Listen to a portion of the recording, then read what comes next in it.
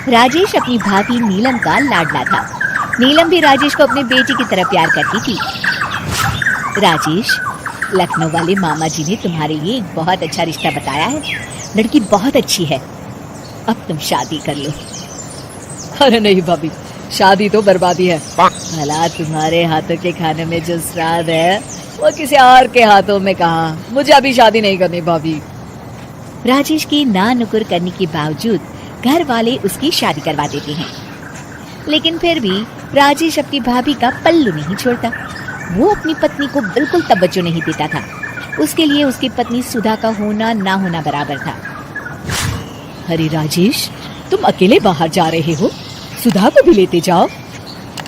अरे क्या भाभी, हफ्ते में एक दिन तो छुट्टी मिलती है और आप वो भी खराब करना चाहती हैं।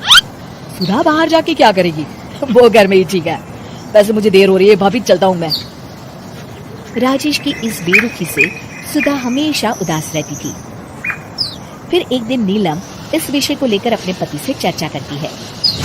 सुनिए जी, राजेश को कब अकल आएगी? वो तो सुधा की बिल्कुल कदर ही नहीं करता। अब आप ही बताइए, ऐसे कैसे चलेगा? तुम ठीक कहती हो, राजेश को सही रास्ते पर लाना ही पड़ेगा। चलो मैं तुम्हें एक उपाय बताता हूँ। फिर 2 दिन के बाद नीलम बाजार से खरीदारी करके घर लौटती है। ये लीजिए माँ जी, मैं आपके लिए नई साड़ी लेकर आई हूँ। बबलू, ये तुम्हारे लिए। नीलम सबके लिए कुछ न कुछ लेकर आती है। भाभी, आप मेरे लिए कुछ नहीं लेकर आई क्या? अरे राजेश, तुम क्या समझते हो, मैंने कोई बैंक खोल रखा है या फिर घर के आंगन में पैसों का पेड़ लगा रखा है? तुम हर बात के लिए मुझसे उम्मीद क्यों रखते हो? अब बड़े हो गए हो, अच्छा कमाते हो। क्या भाभी, मैं तो बस। अरे बस भी करो, तुम्हारी ये बच्चे जैसी ना समझ बातें सुनने के लिए मेरे पास बिल्कुल वक्त नहीं है। नीलम राजेश को झिड़ककर वहां से चली जाती है। राजेश अचानक अपनी भाभी का ये रूप देख असमंजस में पड़ जाता है। फिर एक दिन नीलम रसोई घर में खाना बना रही होती है कि तभी राजेश वहां आता है। भाभी, आज मैंने अपने बॉस से वादा किया है कि उनके लिए आपके हाथों का बना गाजर का हलवा लेकर आऊंगा। आपके हाथ से बने गाजर के हलवे में तो जादू है, जादू। मेरे बॉस तारीफ करते नहीं थकते। प्लीज अब जल्दी से बना दीजिए ना भाभी। नीलम राजेश के ऊपर भड़क जाती है। तुम्हारा दिमाग खराब है क्या?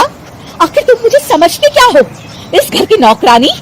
जब देखो तब फरमाइश करते रहते हो, भाभी ये बना दो, भाभी वो बना दो। अरे तुम्हारी पत्नी सुधा भी तो इस घर में रहती है, तुम उससे कुछ क्यों नहीं कहते? भाभी, आप इस तरह की बातें क्यों कर रही हैं? अरे बस भी करो राजेश, मेरा दिमाग और मत खराब करो, जाओ यहाँ से। अपनी भाभी का इस तरह बेरुखी भरा बर्ताव देख राजेश को बड़ा बुरा लगता है और वो उदास होकर अपने कमरे में बैठ जाता है। तभी उसकी पत्नी सुधा वहाँ आती है। क्या हुआ जी, आप इस तरह उदास क्यों बैठे हैं? राजेश अपनी पत्नी को सारी बात बताता है। राजेश की बात सुनकर सुधा मुस्कुरा के कहती है, बस इतनी सी बात। चलिए जी, मैं आपके बॉस के लिए गाजर का हलवा बना देती हूँ। अरे छोड़ो, तुमसे नहीं हो पाएगा, रहने दो। आप तो बस देखते जाइए जी, अभी आती हूँ मैं। थोड़ी देर के बाद सुधा हलवा बना के राजेश को देती है। फिर राजेश अपने ऑफिस चला जाता है। शाम को जब राजेश घर आता है तो खुशी के मारे अपनी पत्नी सुधा को गले लगा लेता है। अरे वाह सुधा, तुमने तो कमाल कर दिया। सच में क्या स्वादिष्ट हलवा था। मेरे बॉस बहुत तारीफ कर रहे थे और इस हफ्ते घर आ रहे हैं तुम्हारे हाथों का खाना खाने। और इतना ही नहीं, उन्होंने मेरा प्रमोशन भी कर दिया है। सच? हाँ, मुझे माफ कर दो सुधा, आज तक मैं तुमसे गैरों की तरफ पेश आता रहा।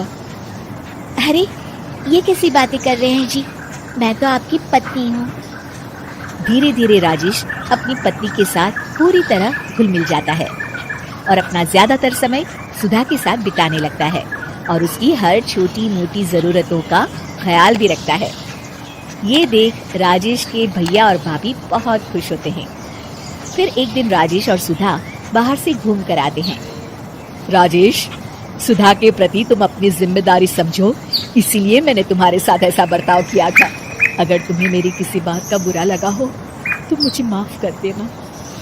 अरे अरे भाभी, ये क्या कह रही हैं? मैं जानता हूँ आप तो मेरे लिए हमेशा अच्छा ही सोचोगी। आखिर आप वर्ल्ड की बेस्ट भाभी जो है। इसे कहते हैं अंत भला तो सब भला।